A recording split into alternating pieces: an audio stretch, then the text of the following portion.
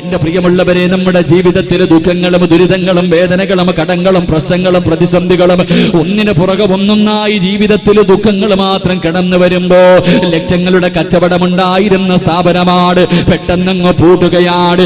ലക്ഷങ്ങളുടെ കടം വന്നു, മക്കൾക്ക് രോഗം വരുന്നു, വീടിനകത്ത് തമ്മിലടിയാകുന്നു, വീട്ടിലുള്ളവർ പെട്ടെന്ന് മരിച്ചു പോകുന്നു. എന്റെ പ്രിയമുള്ളവരെ, ജീവിതത്തിൽ പ്രയാസങ്ങൾ കടന്നു വരുമ്പോ, ദുഃഖങ്ങൾ കടന്നു വരുമ്പോ നമ്മൾ പറയുന്ന ഒരു മറുപടിയുണ്ട്. ആരോ മന്ത്രവാദം ചെയ്ത് വെച്ചിരിക്കുകയാണ്, ആരോ കൂടോത്രം ചെയ്ത് വെച്ചിരിക്കുകയാണ്. എന്റെ വീടിന്റെ മൂലയിൽ മുട്ട കുടിച്ചിട്ടത് കൊണ്ടാണ് എന്റെ ജീവിതത്തിൽ ഇത് കടന്നു വരുന്നത്. എന്റെ പ്രിയമുള്ള സഹോദരാ, പിന്നെ അതിന് പ്രതിവിധി ചെയ്യാൻ ഞാനും നിങ്ങളും ഓടുകയാണ്. നമ്മളിൽ പലരും പിന്നെ അതിന് പ്രതിവിധി ചെയ്യാൻ, എന്റെ പ്രിയമുള്ളവരെ, മന്ത്രവാദങ്ങൾ നേടി നടക്കുന്നവരുണ്ടല്ലോ, ജ്യോതിശാലയങ്ങൾ കയറി നേറി നടക്കുന്നവരുണ്ടല്ലോ. എന്റെ പ്രിയമുള്ള സഹോദരങ്ങളോട്, സഹോദരിമാരോട്, എന്റെ പ്രിയമുള്ളവരെ, ആരുടെ മുന്നിൽ ഓടി ചെന്നിട്ടും പ്രയോജനമില്ലല്ലോ. എല്ലാം അല്ലാഹു തീരുമാനിച്ചു വെച്ചതാ. പടച്ചവന് പണ്ട് തീരുമാനിച്ചു വെച്ചതാണ്. എന്നാണ് പടച്ചവൻ ഇത് തീരുമാനിച്ചത്? നിന്റെ ഉമ്മയുടെ ഗർഭാശയത്തിൽ കടന്നു 4 മാസം പ്രായമായപ്പോ, ഞാനും നിങ്ങളും ഉമ്മയുടെ ഗർഭാശയത്തിൽ കടന്നു 4 മാസം പ്രായമായപ്പോ അല്ലാഹു ഒരു മലക്കിനെ പറഞ്ഞു വിടുകയാണ്. ഉമ്മയുടെ ഗർഭാശയത്തിൽ കിടക്കുന്ന സിറാജ് എന്ന എന്റെ മുന്നിലേക്ക് മലക്ക് കടന്നു വന്നിട്ട് എന്റെ തലച്ചോറിൽ എഴുതി വെക്കുന്നു, സിറാജ്, നീ ഇത്ര വയസ്സ് വരെ ഈ ദുനിയാവിൽ ജീവിക്കും, നിന്റെ ഭാര്യ ഇതാണ്, നിനക്ക് ഇത്ര മക്കളുണ്ട്, നിനക്ക് ഇത്ര സമ്പത്ത് കിട്ടും, തീ തിന്നണ്ട ഭക്ഷണം ഇതാണ്. പടച്ചവനെ, എന്നെ കുറിച്ചുള്ള സർവ്വതും മലക്ക് എഴുതി വെക്കുകയാ. അവസാനം എഴുതി വെക്കുന്നു, സിറാജ്, ഇത്രാമത്തെ വയസ്സിൽ ഇന്ന സ്ഥലത്ത് കിടന്നു നീ മരിക്കുമടാ സിറാജ്, നിന്നെ കബറടക്കുന്നത് ഇന്ന സ്ഥലത്താണ്. ആ മരിക്കുന്ന സമയത്ത് നീ മുസ്ലിമായിട്ടാണോ കാഫിറായിട്ടാണോ മരിക്കുന്നത്? എല്ലാം എന്റെ ഉമ്മയുടെ ഗർഭാശയത്തിൽ കിടന്ന് 4 മാസം പ്രായമായപ്പോഴേ ഒരു മലക്ക് വന്നിട്ട് എഴുതി വെച്ചിരിക്കുകയാ. ഇത് മുഴുവനും അനുഭവിക്കാതെ എനിക്ക് രക്ഷപ്പെടാൻ കഴിയുമോ? ഇത് മുഴുവനും അനുഭവിക്കാതെ എനിക്ക് പോകാൻ കഴിയുമോ?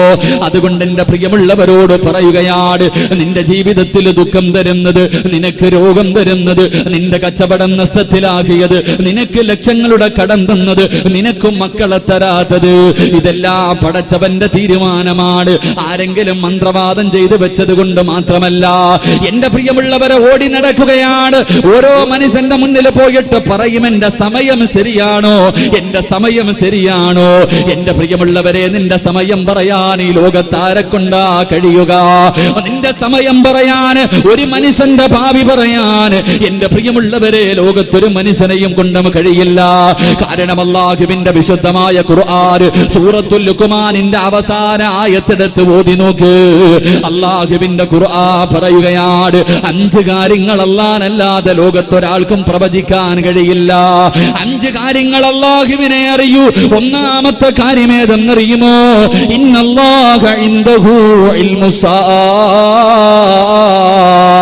ഈ ലോകമെന്നാണ് തകരുന്നത്, ലോകം അവസാനിക്കുന്നതെന്നാണ്, വെള്ളിയാഴ്ചയാണെന്നല്ലേ പറയാൻ കഴിയൂ? അതിന്റെ അടയാളം പറയാനല്ലേ എല്ലാവർക്കും കഴിയൂ? ഏത് വർഷം, ഏത് മാസം, ഏതാഴ്ചയാണെന്ന് പറയാറ് അല്ലാഹുവിന്റെ പ്രപഞ്ചത്തിൽ ഒരു മഖ്ലൂഖിനും കഴിയില്ലെന്ന് വിശുദ്ധമായ ഖുർആൻ പറയുകയാ. രണ്ടാമതായിട്ട് അല്ലാഹുവിന്റെ ഖുർആൻ പറയുന്നു, അല്ലാഹുവിന്റെ ഖുർആൻ പറയുന്നു, വയുനസ്സിലുൽ ഗൈസ. മഴ എപ്പോഴാണ് പെയ്യുന്നത്, മഴ എപ്പോഴാണ് പെയ്യുന്നത്, പെയ്യാൻ സാധ്യതയുണ്ടെന്ന് പറയാനല്ലാതെ ഇന്ന സമയത്ത് മഴ പെയ്യുമെന്ന് പറയാൻ ഒരു മന്ത്രവാദിയെ കൊണ്ടും കഴിയില്ല. വയഅലമു മാ ഫിൽ അർഹാം. ഉമ്മയുടെ ഗർഭാശയത്തിൽ കിടക്കുന്ന കുഞ്ഞുണ്ടല്ലോ, അതാണാണോ പെണ്ണാണോ, അവന് കൈയുണ്ടോ കാലുണ്ടോ കണ്ണുണ്ടോ കരളുണ്ടോ? എന്റെ പ്രിയമുള്ളവരെ, പറയാൻ പ്രവചിക്കാൻ 3 മാസം കഴിഞ്ഞാലല്ലേ ശാസ്ത്രത്തിന് പറയാൻ കഴിയൂ? 3 മാസം കഴിഞ്ഞാലല്ലേ ശാസ്ത്രത്തിന് പറയാൻ കഴിയൂ?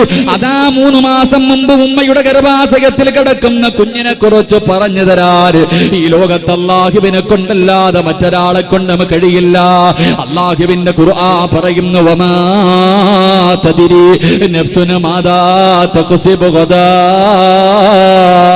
ഒരു മനുഷ്യന്റെ സമയം പറയാ, ഒരു മനുഷ്യന്റെ ഭാവി പറയാ, നാളെ നിനക്ക് എന്ത് സംഭവിക്കുമെന്ന് പറയാൻ അടുത്ത സെക്കൻഡിൽ എന്ത് സംഭവിക്കുമെന്ന് പറയാൻ അല്ലാഹുവിനല്ലാതെ ലോകത്തൊരാളെ കൊണ്ടും കഴിയില്ല. ഖുർആൻ പറയുന്നു വമാ തദ്രീ നഫ്സുൻ ബിഅയ്യി അർളിൻ തമൂത്.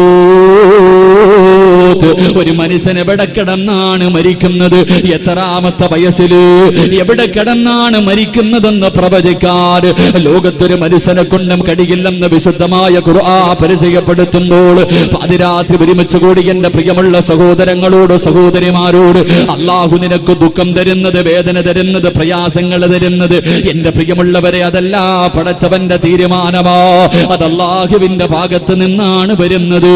കാരണം അല്ലാഹു പറയുകയാണ്, അല്ലാഹു തന്നെ ചോദിക്കുകയാണ്, അഫഹസല്ലാന്റെ ഖുർആൻ ചോദിക്കുകയാ, ഇന്നാ ഖലഖനൽ ഇൻസാന മിൻ നുത്ഫത്തിൻ അംശാജിൻ നബ്തലി. അല്ലാഹു ചോദിക്കുന്നു, മനുഷ്യ നിന്നെ ഞാൻ സൃഷ്ടിച്ചിരിക്കുന്നത് സുഖിക്കാനല്ല. അല്ലാഹു പറയുകയാണ്, നിന്നെ ഞാൻ സൃഷ്ടിച്ചിരിക്കുന്നത് പരീക്ഷിക്കുന്നതിന് വേണ്ടിയാണ്. ഇന്നാ ഖലഖനൽ ഇൻസാന മിൻ നുത്ഫത്തിൻ അംശാജിൻ നബ്തലി.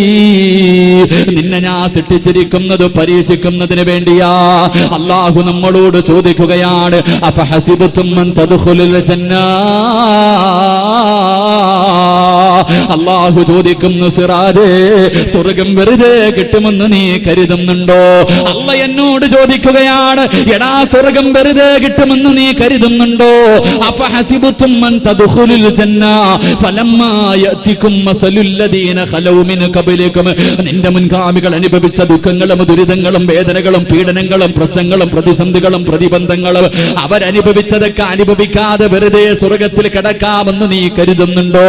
അതുകൊണ്ട് എന്റെ പ്രിയമുള്ളവരോട് പറയുകയാണ്, ദുഃഖവും ദുരിതവും വേദനയും പ്രശ്നങ്ങളും ഇല്ലാത്ത ഒരാൾ പോലുമില്ല. ഇതെല്ലാം അല്ല നിനക്ക് തന്നത് നിന്നെ വെറുപ്പുള്ളത് കൊണ്ടല്ല, നിന്നോട് പടച്ചവന് ദേഷ്യമുള്ളത് കൊണ്ടല്ല.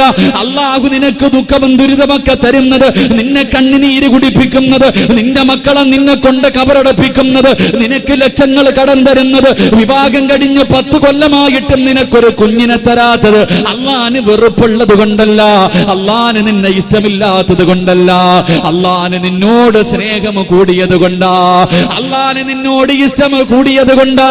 കാരണം അല്ലാഹുവിന്റെ റസൂല് പറയുകയാണ്, ഇന്ന അസദ്ദന്നാസി ബലാഗാ അൽ അംബിയാ. അല്ലാഹുവിന്റെ റസൂല് പറയുന്നു, സഹാബാ ഈ ലോകത്ത് ഏറ്റവും കൂടുതൽ അല്ലാഹു പരീക്ഷിച്ചത് ആരെയെന്നറിയുമോ? അല്ലാഹു ഈ പ്രപഞ്ചത്തിൽ ഏറ്റവും കൂടുതൽ പരീക്ഷിച്ചത് അല്ലാഹുവിന്റെ പ്രവാചകന്മാരെയായിരുന്നു. ആ പ്രവാചകന്മാരിൽ ഏറ്റവും കൂടുതൽ കണ്ണുനീര് കുടിച്ചത്, ഏറ്റവും കൂടുതൽ പട്ടിണി കിടന്നത്, ഏറ്റവും കൂടുതൽ ദുഃഖം അനുഭവിച്ചത് അത് ഈ പ്രപഞ്ചം തന്നെ സൃഷ്ടിക്കാൻ കാരണക്കാരനായ മഹാനായ നബി മുഹമ്മദ് മുസ്തഫ സല്ലല്ലാഹു അലൈഹി വസല്ലമ തങ്ങളായിരുന്നു. അതുകൊണ്ട് എന്റെ പ്രിയമുള്ളവരെ, അല്ലാഹു നിനക്ക് ദുഃഖവും പ്രയാസമൊക്കെ തരുന്നത് നിന്നോട് സ്നേഹം കൂടിയത് കൊണ്ടാണെന്ന് നബി മുഹമ്മദ് മുസ്തഫ സല്ലല്ലാഹു അലൈഹി വസല്ലമ തങ്ങൾ പറയുകയാ. അതുകൊണ്ട് എന്റെ പ്രിയമുള്ളവരോട് നീ പടച്ചവനെ കുറ്റപ്പെടുത്തല്ലേ, നാട്ടുകാരോട് പരാതി പറഞ്ഞുകൊണ്ട് നടക്കല്ലേ. അല്ലാഹുവിന്റെ ഖുർആൻ പറയുകയാണ്, അല്ലാഹു ഇഷ്ടപ്പെട്ട അടിമകൾക്ക് അല്ലാഹു 6 പരീക്ഷണങ്ങൾ കൊടുക്കും. അല്ല ഇഷ്ടപ്പെട്ടവർക്ക് അല്ലാഹു 6 പരീക്ഷണം കൊടുക്കും. എന്റെ പ്രിയമുള്ളവരെ, ഒരു 6 പരീക്ഷണം ഞാൻ നിങ്ങൾക്ക് പറഞ്ഞു തരാ. ഈ പറയുന്ന 6 പരീക്ഷണങ്ങളിൽ ഏതെങ്കിലും ഒരെണ്ണം ഞാനോ നിങ്ങളോ അനുഭവിച്ചിട്ടുണ്ടെങ്കിൽ, നമ്മുടെ ജീവിതത്തിൽ വന്നിട്ടുണ്ടെങ്കിൽ, ഈ സദസ്സിൽ ഇരുന്നു കൊണ്ട് സന്തോഷത്തോടെ പറയണം, അൽഹംദുലില്ലാഹ്, അല്ലാഹു എന്നെ ഇഷ്ടപ്പെടുന്നുണ്ടല്ലോ, അല്ലാഹുവിന് ഇഷ്ടമുള്ളത് കൊണ്ടാണല്ലോ പടച്ചവൻ എനിക്ക് ഈ പരീക്ഷണം തന്നത്. അതുകൊണ്ട് അല്ലാഹുവിന്റെ റസൂൽ പറയുകയാ, അല്ലാഹു ഇഷ്ടപ്പെട്ട അടിമയ്ക്ക് അല്ലാഹു 6 പരീക്ഷണങ്ങൾ കൊടുക്കുമെന്ന് നബി മുഹമ്മദ് മുസ്തഫ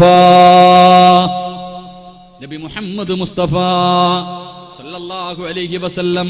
അല്ലാഹു നമുക്ക് ഈമാൻ നൽകി അനുഗ്രഹിക്കുമാറാകട്ടെ. എന്റെ പ്രിയമുള്ളവരെ, ഞാൻ പറയുന്നത് ചിലപ്പോൾ നിങ്ങളിൽ പലർക്കും ദഹിക്കണമെന്നില്ല. നമ്മുടെ വീട്ടിൽ പെട്ടെന്ന് ലക്ഷങ്ങളുടെ കച്ചവടമുണ്ടായിരുന്ന കട പെട്ടെന്ന് പൂട്ടി, വീട്ടിലുള്ളവർക്ക് രോഗമായി, പ്രയാസങ്ങളായി, ദുഃഖവും ദുരിതവും തമ്മിലടിയായി. ഉടനെ പറയും, അടുത്തവൻ കൗടോത്രം ചെയ്തതാ, ആരോ എനിക്ക് മന്ത്രവാദം ചെയ്തു വെച്ചിരിക്കുക, തകിട് കുഴിച്ചിട്ടത് കൊണ്ടാണ്. എന്റെ പ്രിയമുള്ള സഹോദരങ്ങളെ, മന്ത്രവാദം ഉണ്ടോ ഇല്ലേ അതെന്റെ വിഷയമല്ല, ഞാൻ അതൊന്നും പറയില്ല. എനിക്കത് വിവാദങ്ങളിലൊന്നും ഇഷ്ടപ്പെടുന്നില്ല. കൂടോത്രം ചെയ്താൽ ഏക്കുവോ? ഏക്കില്ലേ? ഏക്കും. ആരെങ്കിലും ഒരു മനുഷ്യൻ നശിക്കാൻ വേണ്ടി എന്തെങ്കിലും ചെയ്താൽ ഏക്കും എന്നുള്ളത് ഉറപ്പാ. അത് ചെയ്യാൻ പാടില്ല, വൻപാപത്തിൽ പെട്ടതാണ് മന്ത്രവാദം ചെയ്യൽ. അള്ളാഹു പറഞ്ഞതെന്തേ? അത് ചെയ്യാൻ പാടില്ല, എവനെങ്കിലും ചെയ്ത് അവനുള്ളത് ഞാൻ കൊടുത്തോളാം എന്ന് അള്ളാഹ് പറഞ്ഞിട്ടുണ്ടല്ലോ. പിന്നെ നമ്മളെന്തിനാ ബേജാറാവണേ? അള്ളാഹു ഈമാൻ നൽകി അനുഗ്രഹിക്കുമാറാകട്ടെ. കൂടോത്രം ചെയ്യുന്നവനുള്ളത് ഞാൻ കൊടുത്തോളാം എന്ന് അള്ളാഹ് ഏറ്റിട്ടുണ്ട്. നമ്മൾ അനുഭവിക്കാനുള്ളത് നമ്മൾ അനുഭവിക്കണം, അല്ലാതെ ഓടി നടന്നിട്ട് കാര്യമൊന്നുമില്ല ആരുടെ മുന്നിൽ പോയിട്ടും. എന്റെ പ്രിയമുള്ള സഹോദരങ്ങളെ, അള്ളാഹുവിന്റെ റസൂൽ സല്ലല്ലാഹു അലൈഹി വസല്ലമ തങ്ങൾ പറയുന്നു, എന്റെ പ്രിയമുള്ള സഹോദരങ്ങളെ, പിന്നെ മന്ത്രവാദം ചെയ്താൽ അതിന് പ്രതിവിധി ഉണ്ടോ ഇല്ലേ? അതൊക്കെ ഉണ്ട്. ഖുർആനും ദിക്റുകളുമല്ല